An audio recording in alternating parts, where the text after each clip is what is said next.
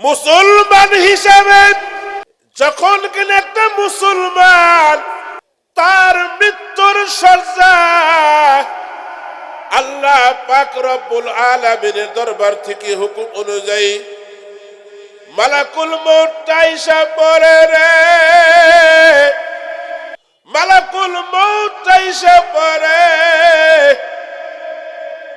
যখন কিনা dead body হয়ে যায়, পরাণ পাখিটা রুহটা ভিতর থেকে বের হয়ে যায়।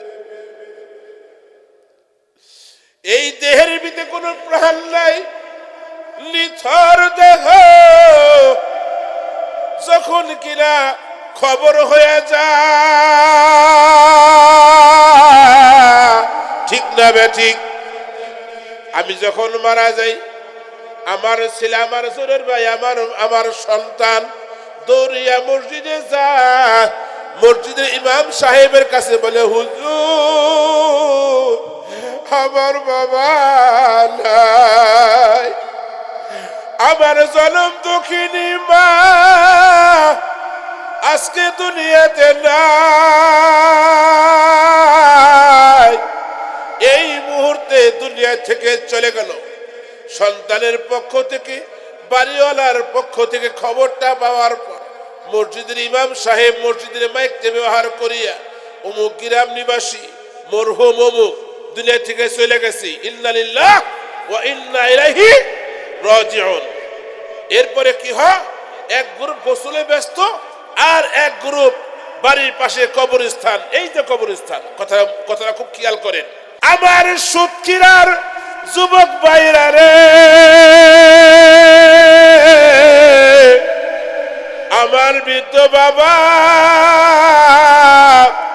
পর্দার আড়ালে আমার জলম দুঃখিনী মা ও বোনেরা, একটা মানুষ খবর হয়ে গেল, মাইক দিয়ে অ্যানাউন্স করা হয়ে গেল, গ্রামের অমুক লোক চলে গেছে।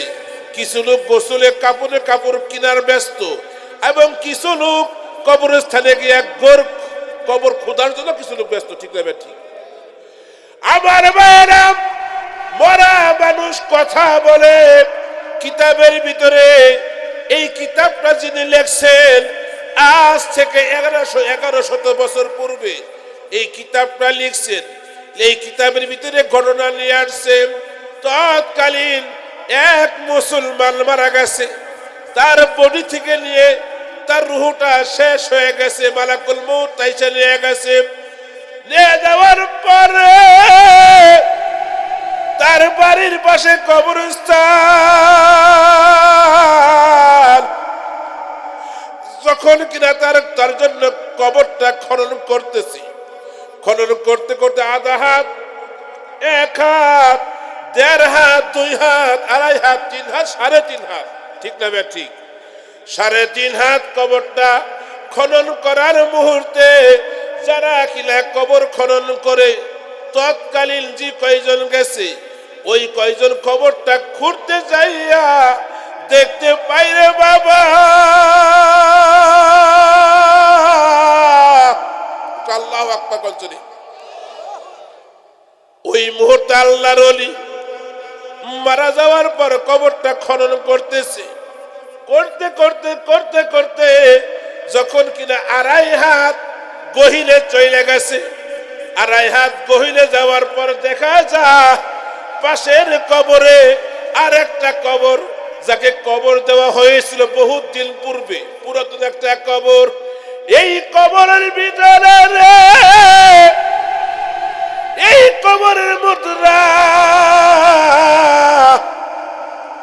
তার বডি, তার দেহটা কিচ্ছু নাই। আল্লাহু আকবার কঞ্জুরি। এত পুরাতন একটা কবর, কাপড়ের শরীর তো দূরের কথা, গোস্ত দূরের কথা, হাড় কিচ্ছু নাই, কাপড় কিচ্ছু নাই, কোনো চিহ্ন নাই, তাই না? এরকম থাকে কথা না? 1400 বছর আগে কবর দিছে, 1400 অথবা 1000 বছর পরে এসে কবরে কেউ আছে কিনা দেহি টেস্ট করে দিয়ে কেউ আছে কিনা পাওয়া যায় না, ঠিক না ঠিক? পুরাতন একটা কবর বা কবর মূর্তিকে কবর দিছে। এখন দেখা যায় এই কবরের ভিতরে যাকে শোয়ানো হয়েছিল তৎকালীন, ওই মুহূর্তে এই কবর কবরওয়ালা তার জন্য সুন্দর চাইতে একটা সুন্দর একটা খাট পাইতে দেওয়া হয়েছে। আল্লাহু আকবার জোরে। সুন্দর একটা খাট তার কবরের ভিতরে পাইতে দেওয়া হয়েছে। এই কবরওয়ালা ওই সুন্দর একটা খাটের ভিতরে উপরে বসিয়া নামাজের শুরুতে বসিয়া তিনি পড়তেছেন আউযু বিল্লাহি মিনাশ শাইতানির রাজিম বিসমিল্লাহির রাহমানির রহিম ইয়াসিন ওয়াল কুরআনিল হাকীম ইন্নাকা লামিনাল মুরসালিন। আল্লাহু আকবার কর, নারায়ে তাকবীর, লিল্লাহি তাকবীর। কুরআন সুন্নাহর আলো। আমার ভাইয়েরা, কুরআন শরীফের থেকে নিয়ে এই সূরা ইয়াসিন তেলাওয়াত করতেছে। যারা কবর খুঁড়তেছে তারা ভয়ে আকস্মিক ভাবে তারা আচানক হয়ে অস্থিরতা অবলম্বন করতেছে। যে কয়জন আছে তার ভিতরে একজন আছে একটু সাহসী। হাই তোরা কাপড় কেন, কিসের বস এত ওরকম খরচটা জিজ্ঞেস করি দেখি উত্তর দিবে না। যেহেতু কোরআন শরীফ পড়তেছে, এটা তো মিথ্যা না। জিজ্ঞেস করি, ওই গড় কবর খুঁড়নেওয়ালা প্রশ্ন করলেন, হে কবর ভাই,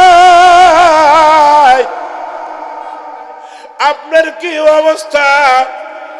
আপনি কবরের ভিতরে বসিয়া সুন্দর একটা খাট, এই খাটের উপরে বসিয়া আপনি কোরআন তেলাওয়াত করতেছেন। আল্লাহু আকবার কইরে।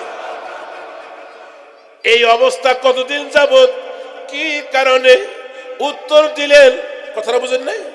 পাশের যারা কবর খুঁড়তেছে তারা প্রশ্ন করছে, আপনি এই অন্ধকার কবরের ভিতরে মাত্র 3.5 হাত কবর, এখানে তো কায়ত্রে শোয়াই থুইছে, জায়গায় তো নাই, এর ভিতরে আপনার এত সুন্দর সুব্যবস্থা কে করলো এবং কি কারণে করলো? আল্লাহু আকবার কইরে।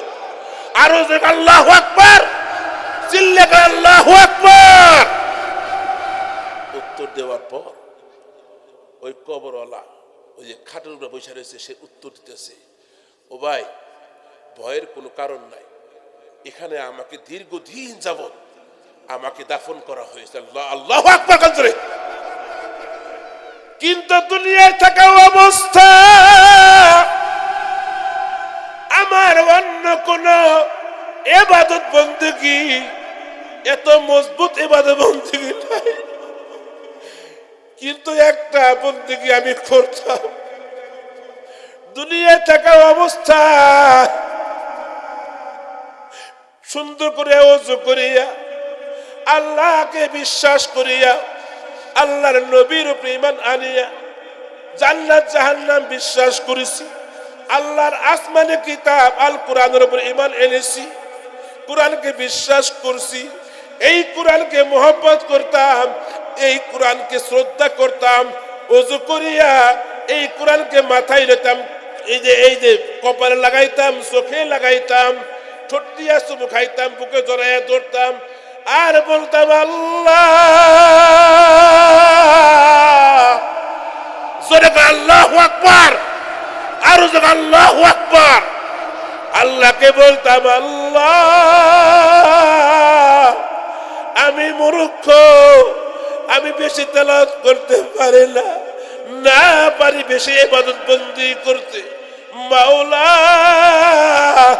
দুনিয়া থাকা অবস্থা যতবার যতদিন তোমার কালামুল্লাহ শরীফ চুমা খাবো, আদর করব, মুহাব্বত করব, তোমার কালামটা খুলিয়া আমি যতবার তেলাওয়াত করব, এই তেলাওয়াতের উসিলা করি আল্লাহ, আল্লাহ তুমি আমাকে মুক্তির উসিলা বানাইয়া দিও। ওই দুনিয়া থাকা অবস্থা কোরআনকে মুহাব্বত করছি, একটু ভালোবাসছি, কোরআনের লগে প্রেম করছি, প্রীত করছি, কোরআন রে মুহাব্বত করিয়া কপালে লাগাইছি, চোখে লাগাইছি, ঠোঁটে লাগাইছি, চুমা দিচ্ছি, বুকে লাগাইছি, হাত দিয়ে ধরছি, আর একটু গুনগুন গুনগুন করে ঘরের কোনায় বসে বসে ওই মসজিদের বারান্দায় বসে বসে একটু যত দিল ছিলাম আমি তেলাওয়াত করার চেষ্টা করছি। হাই হায়, আমি কবরে আমাকে আমার আত্মীয় স্বজন দাফন করার সঙ্গে সঙ্গে আল্লাহ পাক আমাকে কষ্ট তো দূরের কথা, কোরআনের সাথে থাকার জন্য আল্লাহ পাক যখন কিনা আমি কবরে আসলাম, কবরে রাখা মাত্রই আমার সন্তানেরা, আত্মীয় স্বজন, পাড়া প্রতিবেশী, বন্ধু বান্ধব সব পেলে গেছে। আমি একা নিরিবিলি নির্জনে ঘরে শুয়ে রয়েছি, অন্ধকারের কবর। আর এখানে এই আমি একা একা থাকা অবস্থা, মাওলা আমার হয়ে গেছে, আল্লাহ আমার হয়ে গেছে। আল্লাহ আমাকে আদর করে, মোহব্বত করে, কোরআনের সাথে সম্পৃক্ত থাকার কারণে, কোরআনের সাথে সুন্দর তেলাওয়াত রাখার কারণে আল্লাহ পাক আমাকে এই অন্ধকার কবরের ভিতরে একটু আরামের ব্যবস্থা করে দিয়েছে। যেহেতু সুতকিরা পূর্বপাড়া বাইতুল মামুর মসজিদ 1, 2 নম্বর মাদ্রাসা, তাই না, 3 নম্বরে কবরস্থান, এখানে ইবাদত বন্দি করার জন্য মসজিদও আছে। ইবাদত কেমনে করব, কোরআন শরীফ কেমনে তেলাওয়াত করব, এই শিক্ষাটা নেওয়ার জন্য একটা ধর্মীয় প্রতিষ্ঠান শিক্ষা হবে। ঠিক যখন কিনা ইবাদত বন্দি করতে করতে করতে করতে করতে হায়াত শেষ হয়ে যাব, ওয়াজাআত সাকরাতুল মাউত বিল হক, যখন কিনা মালাকুল মউত আইসা পড়বো, হায়াতে জিন্দেগি তার সময় নাই, একটা নিঃশ্বাস ছাড়ার দুনিয়াতে তার জায়গা নাই।